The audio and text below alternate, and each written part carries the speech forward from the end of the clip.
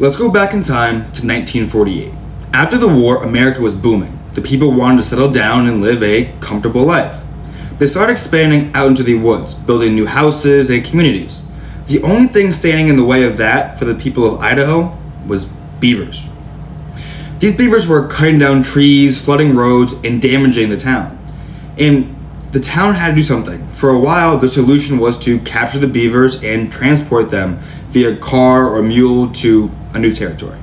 But because of the stress of this journey, many beavers died before they ever reached their new homes.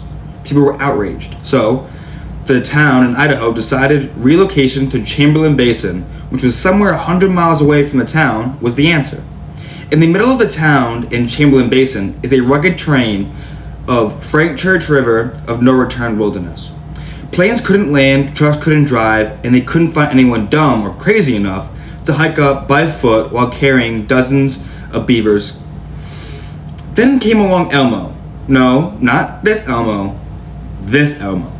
Elmo Heater had a plan. He designed a wooden box with a built-in parachute to put the beavers in. The plan was to get a plane to fly over the drop zone, drop beaver box, chute opens, beaver lands. Easy enough. After testing many boxes, all with different designs, it was time to test the real beaver. The test jumps were led by an old grizzled male beaver named Geronimo.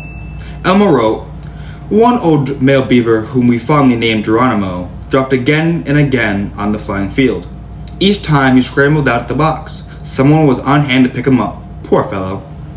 They dropped our little buddy Geronimo again and again and again for weeks. Eventually, it was go time. On August 14, 1948, 8 crates of beavers were loaded onto a twin-engine Beechcraft travel airplane, accompanied by a conservation officer and a pilot. For 4 straight days, they did this and relocated 76 beavers. And don't worry, Geronimo was rewarded for his service. He got to live out the rest of his days in peace with his 2 lady beavers to keep him company.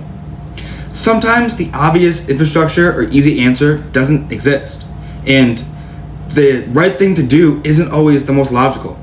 We had to ask a genuinely weird question and take it seriously.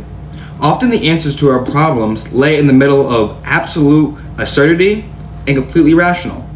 But most of us tend not to look there because it's, once again, not the logical answer. So the point of this is not to tell you a funny story about beavers. It's to get you to think outside the box, to maybe put constraints on what you can and can't do, and look for a new answer within there. Try it out for yourself.